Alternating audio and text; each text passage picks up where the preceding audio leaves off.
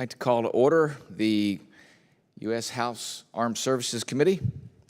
Good morning and welcome to the House Armed Services Member Day for Fiscal 2024 National Defense Authorization Act. The committee expects to mark up the NDA soon and very much values the input of members who have submitted testimony regarding their priorities. In addition to our colleagues who are appearing here in person, the committee has also received several statements for the record. I ask for unanimous consent that all members' written statements will be made part of the record. Without objection, so ordered. The committee will recognize members to give their statements in the order in which they arrived. We will receive statements in panels of 3 members and then pause for questions for those members before proceeding to a new panel of 3 members. I welcome the members who have joined us today to share their views, and I yield to the ranking member. Thank you, Mr. Chairman. Appreciate the chance to be here. Appreciate hearing from the members as we talk about a lot. The defense bill is always a collaborative process amongst all members of the House, not just the members of the committee. There are national security, DOD interests in districts all across the country. We try to represent all of those as best as we can in this process. So it's great to hear from the members as we begin. As theoretically we begin that process here soon, I hope. But look forward to the testimony today and look forward to, again, putting together a good piece of legislation. Thank you. Yield back. Thank you to the ranking member Smith. And now we will go to our first panel. The first panel consists of Dr. Brad Wenstrup from the 2nd District of Ohio, Mr. Jay Obernolte from the 23rd District of California, Mr. John Jones from the 10th District of Michigan. And we will go in that order. Dr. Wenstrup, we will begin with you.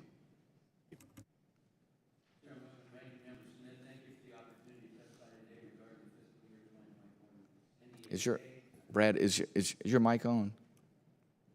Should I start over? Got it. All right. Yes, thanks. Chairman Whitman, Ranking Member Smith, thank you for the opportunity to testify today regarding the fiscal year 2024 NDAA. I'd like to discuss 3 issues that I feel are necessary for this committee to consider and address in the fiscal year 24 NDAA.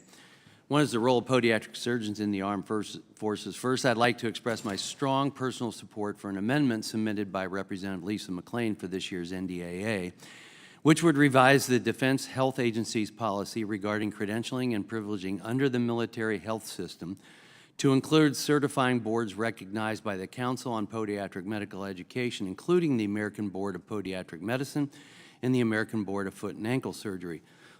Recruiting and retaining the best and brightest physicians to the armed forces is of utmost importance to the health and well-being of our military's greatest asset, our people. Every medical professional serving in uniform must have the knowledge, skills, and abilities needed to serve our people well and engage fully in the operational mission.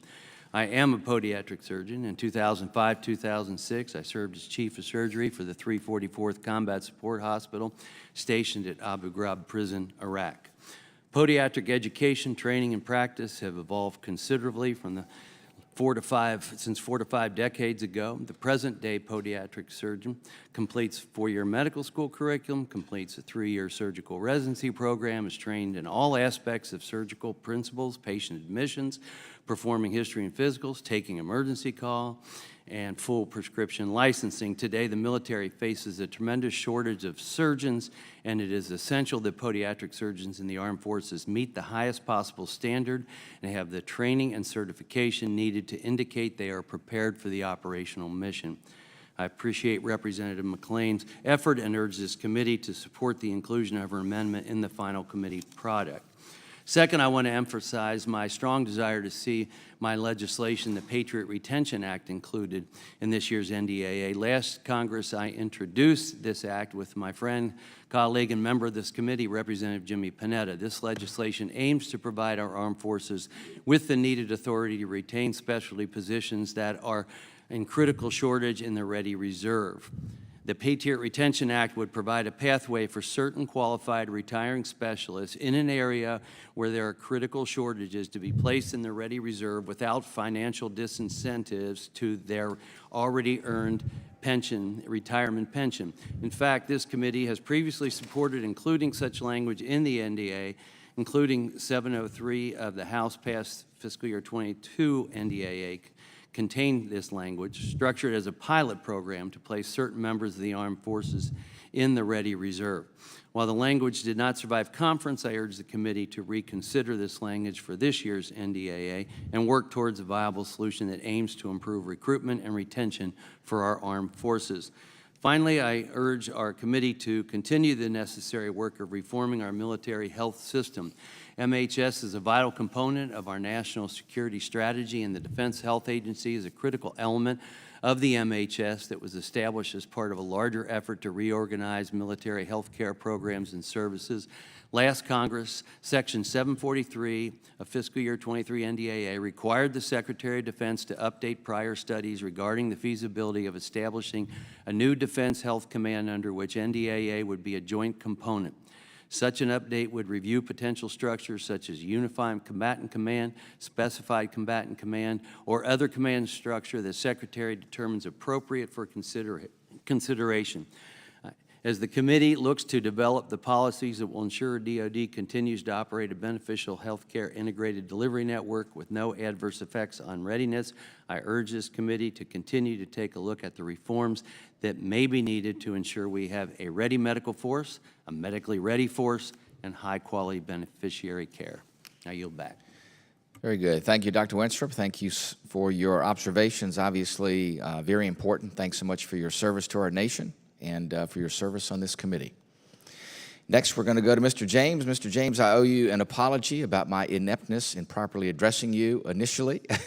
I promise you that will not happen again. So, Mr. James, the floor is yours. Thank you, Mr. Watman.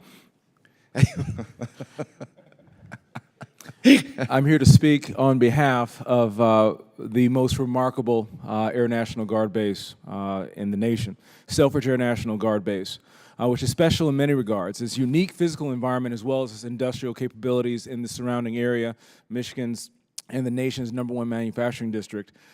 Michigan's Air National Guard is poised to lead the nation in providing a cutting-edge integrated force. We are steeped in innovation and possess some of our nation's finest all-domain training resources. Our training and manufacturing environment, bolstered by unique and vibrant partnerships, is unrivaled.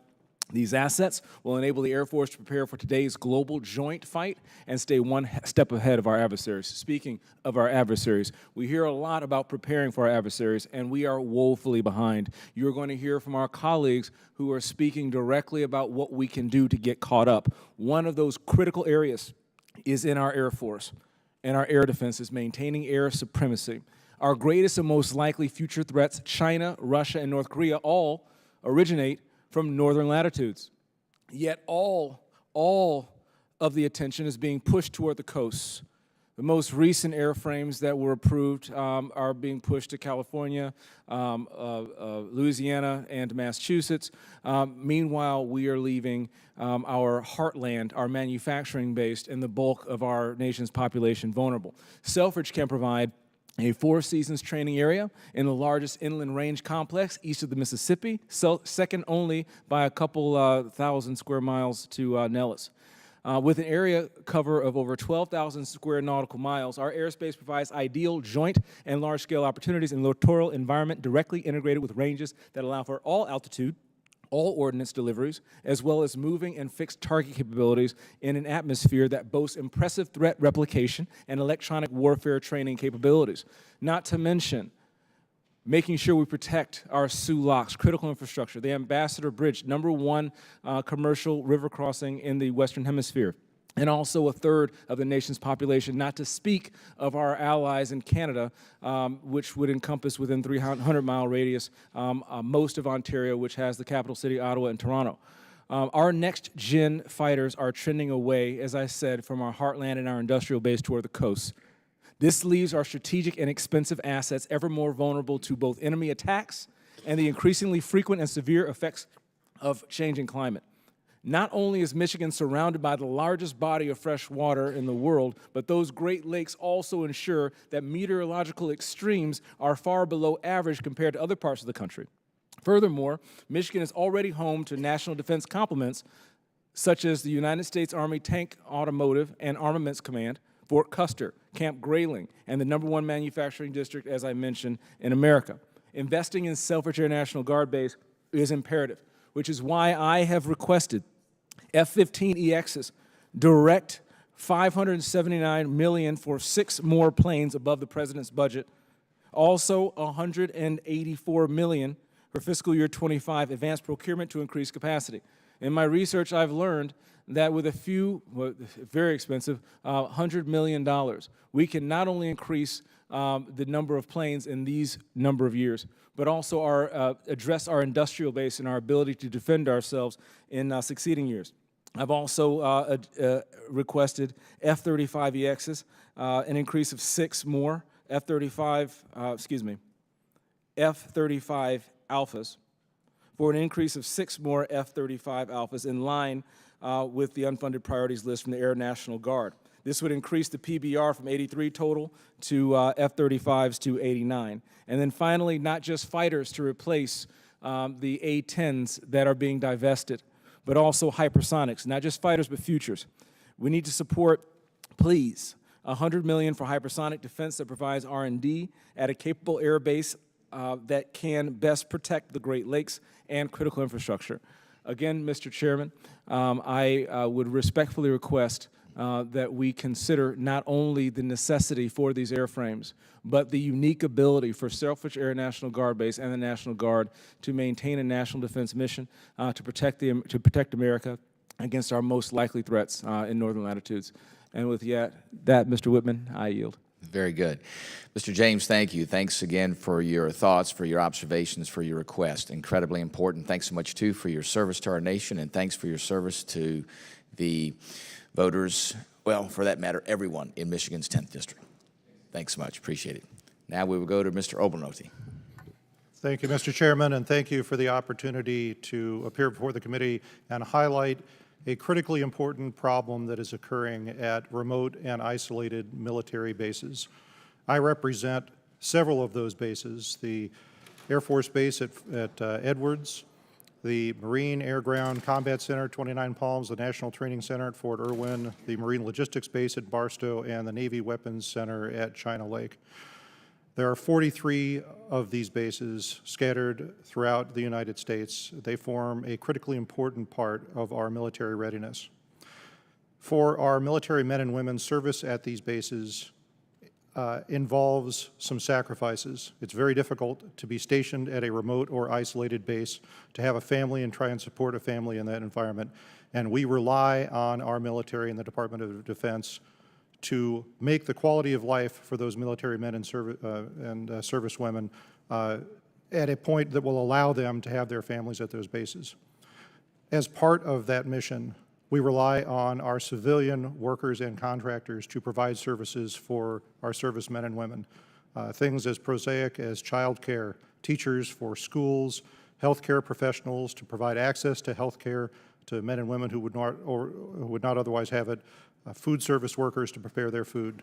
Unfortunately, we are critically short in filling those positions at those bases, including those in my district.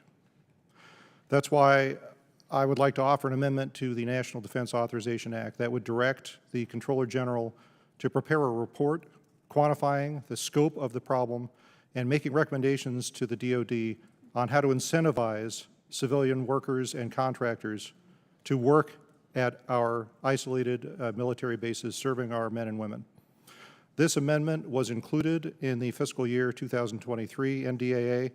Unfortunately, when it came back from the Senate, the amendment was not part of the bill.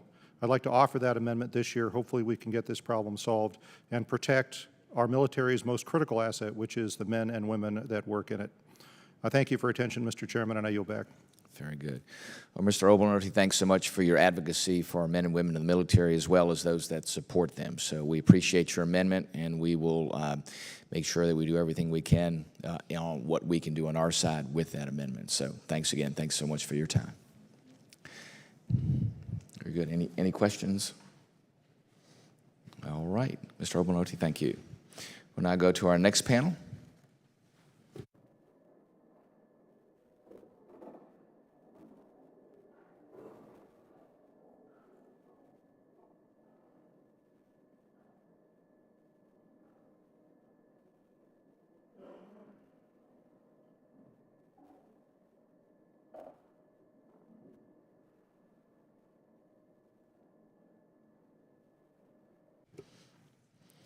I'd like to welcome our next panel, Mr. Glenn Thompson from the 15th District of Pennsylvania, and Mr. Ed Case from the 1st District of Hawaii, and Ms. Sylvia Garcia of the 29th District of Texas.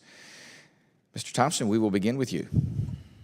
Well, Chairman Whitman, Ranking Member Smith, and members of the House Armed Services Committee, good morning, and thank you for the opportunity to share my priorities for fiscal year 2024 National Defense Authorization Act. As a member of Congress, I strive to meet the needs of our servicemen and women. I'm father of an active duty soldier who received a Purple Heart during Operation Iraqi Freedom, continues to serve today, firm believer in the importance of a strong national defense, and I greatly appreciate the opportunity to be here today and to share my priorities. The most critical asset in the defense of our nation are the men and women who choose to serve. Not only do they themselves make life-changing sacrifices, but so do their families. Therefore, to have the most lethal and effective military in the world, our personnel and families deserve to have their most basic needs addressed, and that starts with military housing. For several years now, military housing has been plagued with widespread complaints of neglect and unsafe conditions. The committee addressed this issue in the FY 2020 NDAA that directed the Secretary of Defense develop a centralized assessment tool for members of the armed forces and their family members to identify, rate, and compare housing options. I've recently introduced H.R. 3165, the Military Housing Transparency and Accountability Act, which expands the assessment tool to include all military housing, including privatized housing, barracks, and housing for service members unaccompanied by dependents. My bill would also enhance the reporting section by requiring the Deputy Assistant Secretary of Defense for Housing to submit an annual report to both the House and the Senate Armed Services Committee and the respective secretaries within the DoD. Therefore, it's my hope the committee will consider inclusion of my bipartisan bill in the FY NDAA. Given the ongoing recruitment and retention challenges in our armed forces, ensuring adequate housing for service members and their families is an important, necessary part of the solution. As the United States continues to develop trade ties in regions of the world where service members were once engaged in combat, we should make every attempt to ensure prospective trading partner countries are active participants in the recovery of our service members. Currently, more than 81,000 service members from World War II, the Korean War, and Vietnam remain unaccounted for. Over the past couple of years, I've been proud to introduce a bipartisan resolution which encourages our trading partners to continue search and recovery activities for POW MIA members. The family and friends of these American heroes deserve no less than our greatest efforts to bring their loved ones home. Therefore, I respectfully request the committee to authorize robust funding for the Defense POW MIA Accounting Agency in FY 24. Our service members dedicate their lives and well-being to protect our nation's values. That is why we must remain committed to providing them with the resources they need both during and after their time of service. One way the DoD fulfills this commitment is by being the largest federal partner of the Ability One program. The Ability One program helps thousands of Americans who are blind or have significant disabilities provide an array of products and services for our military personnel, employing more than 36,000 people, including over 2,500 veterans with a visual impairment. And then I want to touch just briefly on one more thing, healthcare research. As a former healthcare professional, I respectfully request we continue to support and fund vital Department of Defense research programs. These include research programs for multiple sclerosis, ALS, breast and ovarian cancer, traumatic brain injury, PTSD, suicide, and the peer-reviewed orthopedic research program. I want to thank the committee and the members of all the members of this committee for your continued dedication to the matters within the jurisdiction of the House Armed Services Committee. And I have additional priorities that I've submitted in my written testimony, and I appreciate your consideration. Very good. Mr. Thompson, thank you. Thanks so much for your proposals. And as always, this committee will do all that it can to accommodate requests from the members. So now we will go to Mr. Case.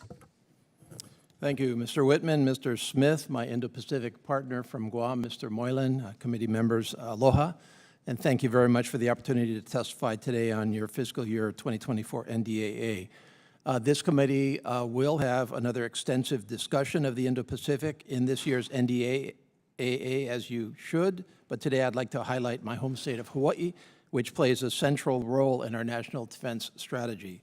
The NDS, of course, identifies the People's Republic of China as our most consequential strategic contributor, our pacing challenge, and an opponent to a free and open Indo-Pacific, all of which must be countered through integrated deterrence, campaigning, and building an enduring advantage. Hawaii has been central to our presence in the Indo-Pacific over the last century plus, but never, given this challenge, has our role been more critical than today and over the next generation plus. To preserve and fully leverage our strategic importance, I want to address 4 specific issues with you today. Number 1, the Pacific Deterrence Initiative, or PDI. Number 2, the defense of Hawaii. Number 3, our Red Hill crisis. And number 4, per and polyfluoroalkyl substances, or PFAS. These all relate in one way or another to, first, maintaining a superior force posture in Hawaii. Second, maintaining the support of the people of Hawaii for that posture. And third, projecting our presence out of Hawaii into the broad Indo-Pacific.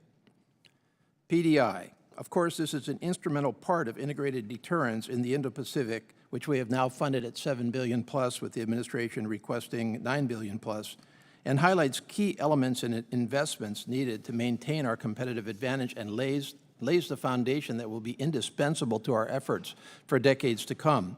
These investments will only be fully realized through a whole-of-government approach that combines multiple lines of effort and fosters mutually beneficial cooperation with like-minded countries that prioritize a respect for sovereignty, human rights, and a rules-based system.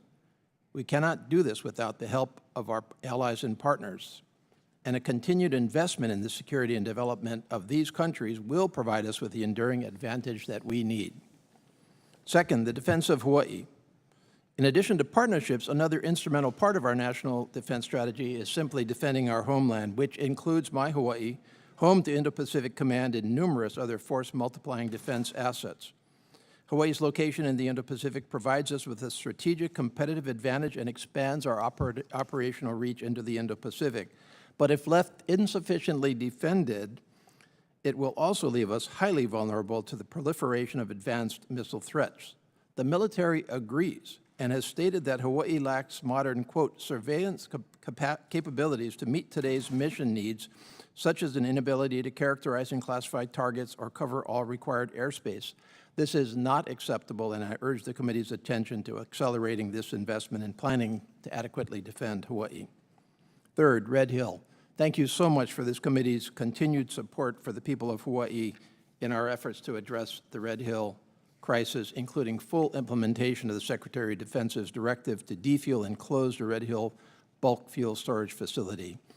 This has also fostered the benefit of requiring us to rethink our strategic bulk fuel storage capabilities out into the Indo-Pacific. That is being carried out with the support of this committee, and I urge your continued support. And finally, on PFAS, as elsewhere in the country, Red Hill has highlighted the dangers caused by PFAS, which has leaked from this facility. These have to be addressed, identified, and addressed over the long term to maintain the force posture throughout our country. I thank the committee again very much for your efforts, not only in the Indo-Pacific, but in my home state of Hawaii. Stand ready to help you wherever I can. Mahalo. Very good. Thank you, Mr. Case. Thanks so much for your proposals, for your thoughts, and in your direction to this committee. Thanks so much, too, for all that you do, not only for the citizen of Hawaii, but for our committee. So thank you. Appreciate it. Thank you. Now we'll go to Ms. Garcia from Texas.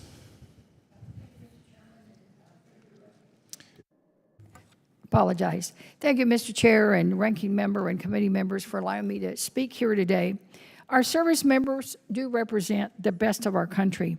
As members of Congress, it is our duty to ensure that those that have served, are currently serving, and will serve in the future maintain access to those rights and protections going forward. This body has made significant strides in recent years, legislating and overseeing improvements to protect and prevent sexual assault and abuse, but our kids are still vulnerable. The New York Times released an article in July of 2022 that uncovered the sexual abuse of teens in the Military Junior Reserve Officer Training Corps program and reported 33 junior ROTC instructors that were criminally charged. The Department of Defense then acknowledged an unprecedented 58 instances of sexual abuse within the junior ROTC since 2017. Teen cadets enrolled in the junior ROTC programs face the unique challenge of a particularly uneven power dynamic, with their adult instructors also serving as their commanding officer. As a result, predators could leverage these power dynamics to coerce young victims and commit acts of sexual abuse. According to the Child Molestation Research and Prevention Institute, 95% of sexual abuse is preventable through education.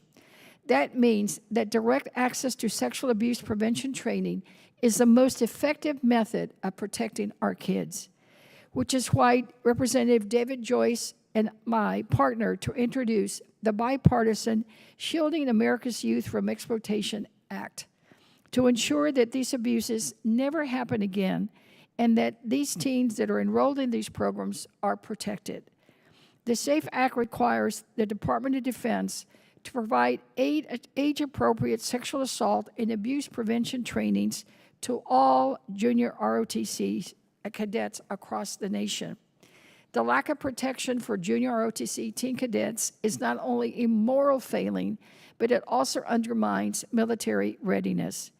At a time when the United States is suffering from a recruitment crisis across all branches of the armed forces, our nation cannot afford to see a program as important as junior ROTC undermined by growing accounts of sexual abuse. Congress has a fundamental duty to protect these cadets, and the SAFE Act will do just that. I am grateful for the opportunity to share this consequential legislation for the committee's awareness and ask for your support. As I encourage all members of the Armed Services Committee, give this bill serious consideration for inclusion in this year's NDAA markup. Thank you, Mr. Chairman, for the time, and I yield back, and we'll be happy to take any questions. Thank you, Ms. Garcia. Thanks so much for you and Mr. Joyce's bill on this issue. Incredibly important. Thanks for all that you are seeking to do to protect our junior ROTC cadets. That's incredibly important. As I grew up, I served as a junior ROTC cadet for 4 years, so I know how incredibly important it is. And it is a formative stage for those young leaders. The last thing we want for them is to be subjected to sexual assault or sexual abuse. So thank you for doing that. Any questions for Ms. Garcia? Hearing none, thank you so much. Thank you, Mr. Chairman. We will now have our next panel.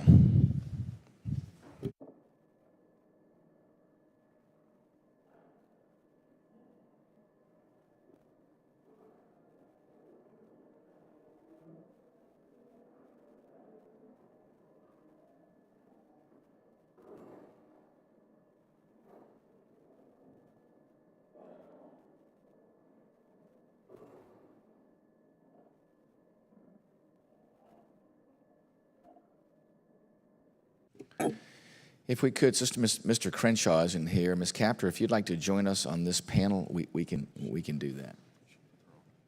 Okay. Thank you. And we will fix the nameplate. All right, very good. We'll have our next panel. We're joined by Mr. Rick Lawson from the 2nd District of Washington, Ms. Marcy Captor from the 9th District of Ohio, and Mr. Rick Allen from the 12th District of Georgia. Mr. Larson, we'll begin with you. Thank you, Mr. Chair and Ranking Member, for the opportunity to testify today. It's a little bit different being on this side of the dais after 22 years on the committee. I welcome you to come testify before the Transportation Committee at any time. And we'll treat you as nicely as you will treat me later after I'm done with my testimony. Although I won't participate in the committee markup of this year's NDAA, I will take the next few minutes to highlight some of the priorities that are important to the district that I represent. So in communities surrounding military installations, jet noise from flight operations is a frequent concern. And in previous NDAAs, I've secured funding for jet noise reduction research. In my district, the sailors at Naval Air Station Whidbey Island are working to reduce the impact of flight operations on surrounding communities. So I just request that the committee continue to require the Navy to support this research and provide a report and briefing on the status of this research. Second, the Bipartisan Electromagnetic Warfare Working Group, or EW Working Group, works to promote electromagnetic warfare systems and raise awareness of the importance of EW in the National Defense Strategy. And last year's NDA included my request for an updated EW force structure. And it is important that the DoD deliver on this report. It is not yet delivered on that report, and I would hope the committee presses the department to do just that. America's women and men in uniform sacrifice greatly as well. They should not have to sacrifice, however, their dreams of having a family. I've met with veterans and service members who struggle with having children due to medical complications because of their service in the military. And establishing a pilot program to cryopreserve gametes prior to training and deployments would enable service members to choose to have a family should a dramatic injury occur. And I'd ask that all members support this effort to help our veterans and service members start a family.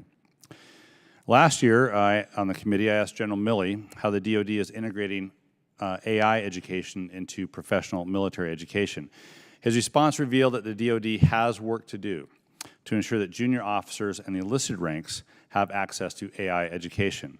And I request the committee require the DoD to establish an AI education program for all ranks, officers and enlisted, to ensure service members understand AI concepts and ethics and have the tools they need to solve problems and create efficiency through the use of artificial intelligence. Now, as a member of the NATO Parliamentary Assembly as well, I'm a strong supporter of NATO's efforts on the Defense Innovation Accelerator for the North Atlantic, or the DIANA program. DIANA will enable NATO allies to adopt and integrate innovative technologies. In last year's NDAA, I requested funding for DIANA and pushed for the DoD to select a U.S. representative to the DIANA board. I am pleased that Ms. Barbara McQuiston was elected to chair the DIANA Board of Directors and that the Pacific Northwest Mission Acceleration Center in Seattle was selected as the second DIANA site in the United States. And I asked the committee to support emerging technology and NATO by continuing to invest in DIANA. Two final issues. First is the DoD recognizes financial readiness as a crucial component of not only service members' lives, but the lives of their families and more specifically their children. Financial literacy education in the Department of Defense Education Activity Schools is critical to prepare military children for the future.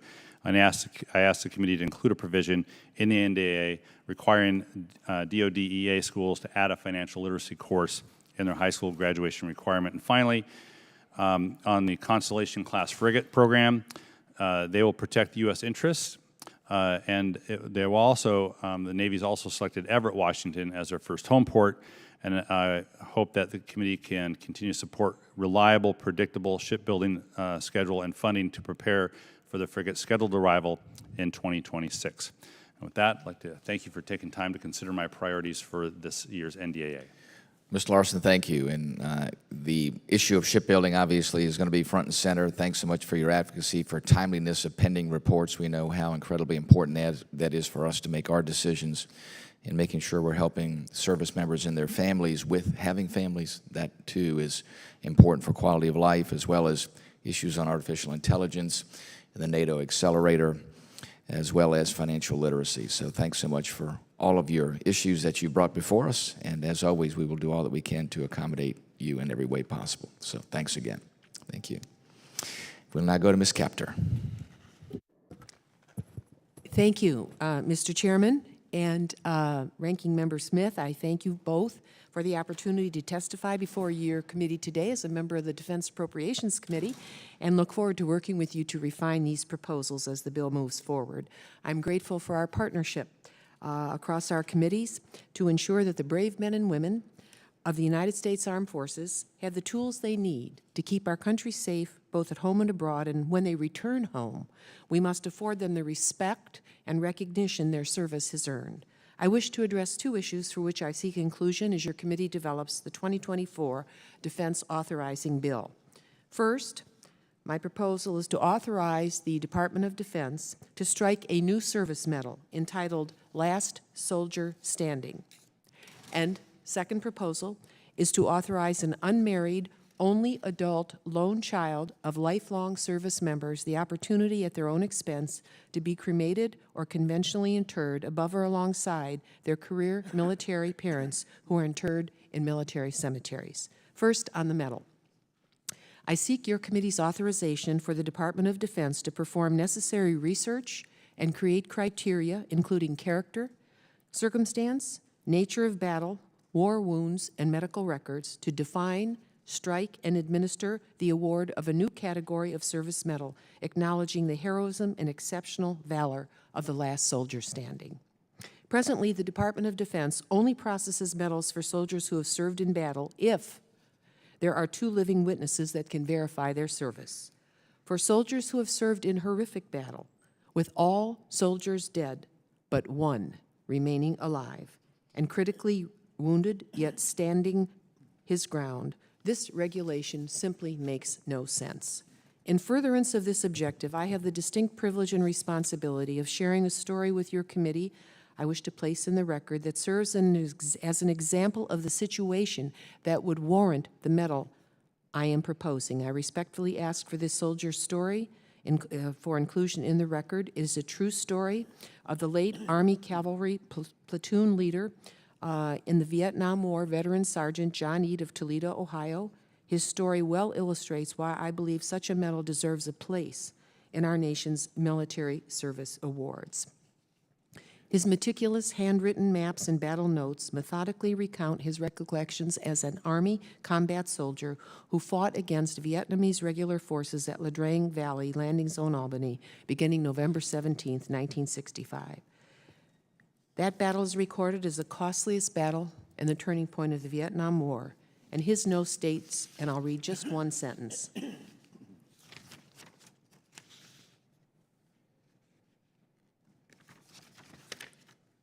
My statement does not engage certain issues, but the lack of intelligence, our sketchy mission order, why transport helicopters were unavailable, why hours passed with no air or artillery support, why did the battalion and brigade commanders behave as they did?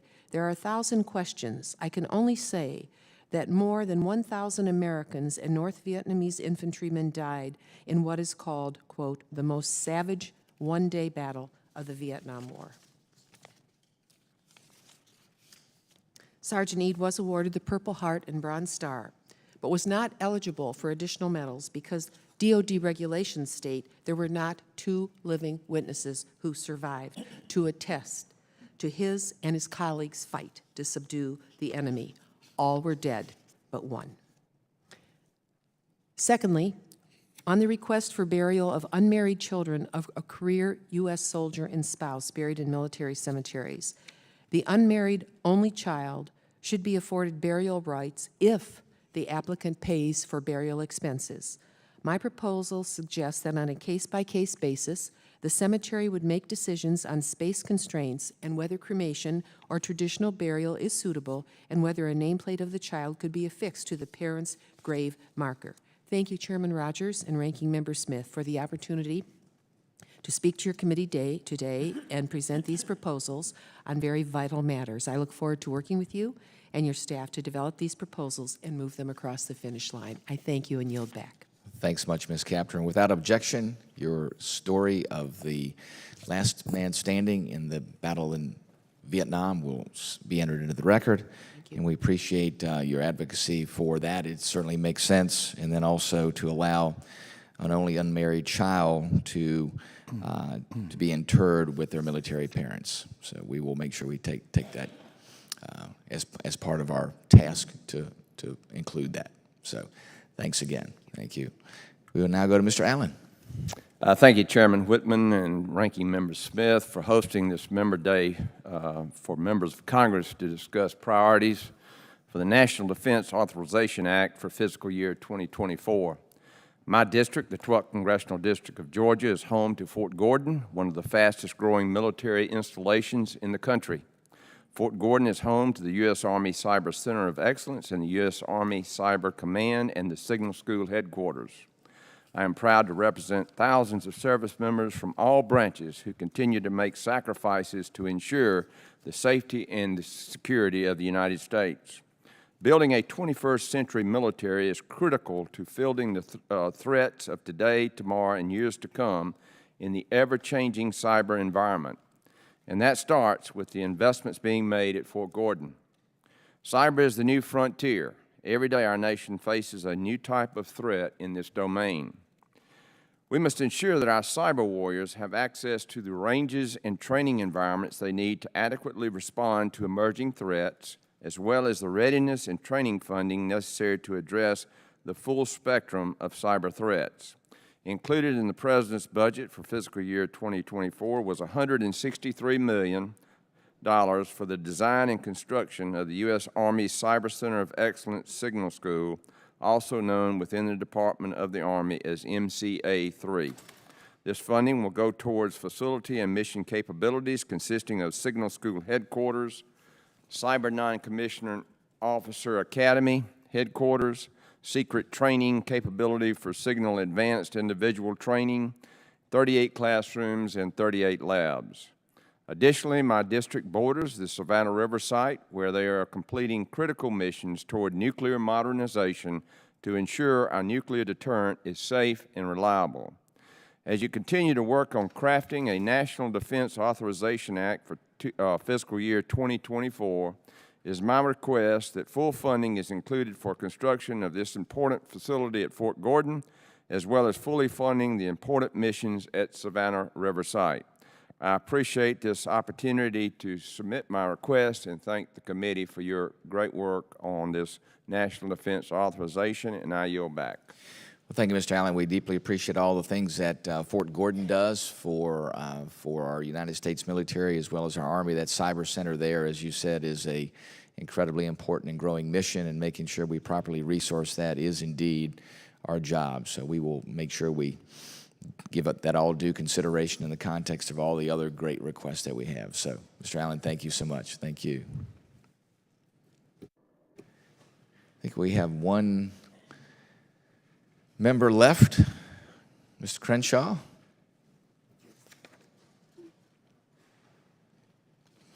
Mr. Crenshaw, welcome. The floor is yours. Thank you so much for all you do for the folks in the 2nd District of the great state of Texas. Thank you. Thank you for having me today. Thank you for hosting this. So I want to tell a story to start this off. About 3 years ago, I was having dinner at a friend's house. He was ex-Marine. He had served in Afghanistan as a civil affairs Marine during the historic push through Marja, so it was heavy combat. He is a childhood friend of my wife, so we've known each other for quite a long time. And he suffered serious traumatic brain injuries from a vehicle-borne IED. Rocked him pretty bad. He couldn't speak for a while. He had terrible memory loss. Crushed him for many years. Eventually gained back a lot of those motor functions, but the internal issues were, of course, still there. And as we're having dinner, he tells me about some treatment that he had just done down in Mexico through an American nonprofit and American doctors, but it was a psychedelics treatment where you go down for 1 day and you take a dose of Ibogaine, and the effects last for about 12 hours, and there's doctors involved, and the next day they do another treatment, and then they leave. And he talked to me about how it changed his life, how he stopped drinking alcohol, how he stopped needing any pain medications. His wife, more importantly, told me how it changed their lives. I thought that was really interesting. I never heard this kind of testimony before. They live in Maryland. So we drove back here. At the time, I was renting an apartment in Navy Yard, and I get in my elevator. And in that elevator is a guy named John Lubecki. And I don't know him, but he knows who I am. And he says, "Hey, sir, just want to let you know I'm an old Marine, and I tried to kill myself 4 times until I did this treatment." He was talking about the exact same treatment in the exact same clinic that my good friend Mike was talking about. So all on the same night, this happens to me. That's why I decided to take on this issue. Because as it turns out, I have a lot more friends than I even realized who were affected by this. Some of those are on this committee, actually. The Luttrell brothers. They've told me about their experiences. My friend Henry Berkowitz, who's an advocate for vets, who may have come by your offices 1 or 2 times, have advocated for these treatments. 27% of post-9/11 veterans are diagnosed with PTSD. And the truth is we haven't made a whole lot of progress in actually treating it. And so we have to think outside the box. We have to do something new. So that's why I'm here, once again, actually pushing for further research into the use of psychedelics to treat PTSD, traumatic brain injury, and CTE. CTE is, of course, another form of brain injury. And I'm calling on Congress to use this year's NDAA to direct the Secretary of Defense to provide grants for psychedelic research to treat service members living with PTSD, TBI, and CTE. It's worth noting we all voted for this already. We've passed this out of the House, and where all good things die, it died in the Senate. So why am I pushing for this? The studies are pretty promising. Recent private sector research into the use of MDMA to treat PTSD found that 88% of trial participants had a significant reduction in symptoms and 67% no longer had PTSD. And this study is not an outlier. The first use of MDMA-assisted psychotherapy for PTSD in 2010 found that 83% of the patients given MDMA no longer met the criteria for PTSD, and follow-up results revealed that the positive effects persisted for years. Perhaps more compelling than the data are the personal testimonials you'll hear from veterans that I just spoke about, SEAL Team 6 operators like Marcus Capone, Jonathan Lubecky, and countless others who say this treatment turned them away from suicide, rescued their marriage, rescued their families, and pulled them out of the depths of despair that only veterans living with PTSD can describe. Here's the issue. Under current law, active duty service members suffering from PTSD must travel abroad to receive this treatment, risk losing their active duty status if they do so. This creates some problems. First, losing their active duty status means they're taken away from their community and friendships that are integral to their lives, only making the problems worse. They also no longer have the benefits of active duty status, which will further disrupt their lives and their families. Second, this prevents us from gaining the research we need to determine the true efficacy of psychedelic therapy. We still never understand the extent to which psychedelics can help our service members unless we start doing the necessary testing. So to be clear, this policy and the bill I'm proposing would not grant every single service member the ability to go out and try psychedelics on their own. It would not provide over-the-counter psychedelics at military pharmacies. It would not even dictate that psychedelics are effective and people with PTSD should seek them out as treatment options. All this would do is direct the DoD to begin the research and allow service members to keep their active duty status if they participate. It's a simple but positive step in the right direction, and I hope this committee will include this policy in the NDAA so we can truly study this innovative way to treat our service members and give them a chance to continue to serve while they take part in the treatment. I think they deserve that option, and we should not stand in their way. Thank you. I yield back. Thank you, Mr. Crenshaw. Thanks, too, for sharing those stories. We know the tremendous suffering that members of the military and their families go through in dealing with PTSD, and anything that we can do to help them on the path to recovery from that, I think, is key, and research is going to be incredibly important to that. So thanks so much for your advocacy, and as we do with all of our members, we'll do everything we can to keep that in consideration as we put together the NDAA. So thanks so much for your advocacy, for your sharing of stories of others, and making sure that we're doing everything we can to support our active duty and our veterans community that are dealing with PTSD. So thank you. Mr. Chairman, if I Please, could, please, very yes. quick, I appreciate you bringing, and I think this is something that we really need to take a look at, because your point is, let's study it, let's make it available. And the thing that I find, well, idiotic is the word, the military, and by the way, doctors all across the country, they will give you all the opiates you want, like that, without even thinking about it. And also, much less reported is they will also give you all the benzodiazepines that you want. And the studies make it pretty clear that both of those drugs have severe long-term negative consequences, whatever they may do for you in the short term. And yet we have no problem prescribing those all day long. And yet we won't look at this, and I feel the same way about cannabis for that matter. I don't know if it's going to work or not, but it's just mind-boggling to me that we won't study it, that we have this absolute prohibition on figuring out whether or not it will work, while meanwhile we're throwing all these other drugs. I mean, we're not anti-drug, obviously, okay? We just seem to be anti a specific kind of drug. I don't know, maybe we can figure out some way for the pharmaceutical industry to make money off of those drugs, and then they'd be more interested in allowing it. But you get the gist. I'm 100% with you, and definitely want to try to figure out a way to move this forward. I know others on the committee have worked the issue as well, so look forward to working with you on it. Appreciate that. There's a wide-ranging support on the committee, and I think it's time for Congress to get this done and get some advocates from the Senate as well. So I appreciate it. Mr. Crenshaw, thank you. Mr. Moreland, any questions? Okay. Mr. Crenshaw, thank you. I agree with the ranking member, and that is we need, when we have this discussion, to make sure we distinguish between abuse, which none of us are in favor of, and prescriptive use, which when you have a substance that is net positive, especially something as problematic as PTSD, I agree with the ranking member, we need to look at every one of those options. And why wouldn't you want to do it in a very structured, scientific way? Worth noting, too, because we talk about recreational drugs versus non-recreational drugs. Yeah. You know, some of these painkillers you're talking about, MDMA as well, but others, these are recreational drugs, but others are absolutely not. Yeah. You talk about these testimonies that I'm talking about. You ask Morgan Luttrell, you ask Marcus Capone, SEAL Team 6 operator, Jonathan Lubecki, you ask my friend Mike. Yeah.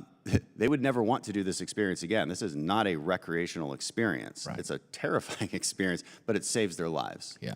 And so, you know, there's so much to study there. There's so much potential benefit. Also worth noting, there's one of the outcomes that they see often, and I hear this time and time again from my friends who've been through this. They stop drinking, they stop self-medicating, just because there's something happens to them that they don't want it anymore. They feel they don't need it. They feel they don't want it. It's a fascinating outcome, and there's you know, we're watching these people over extended periods of time with no downside to it. Yeah. So something we absolutely need to look at and study. This bill would direct the Department of Defense to issue grant money to conduct those studies. Very good. And I'll yield back at that. Thanks again. That's very, very compelling. Thank you. Thank you. Very good. I think that.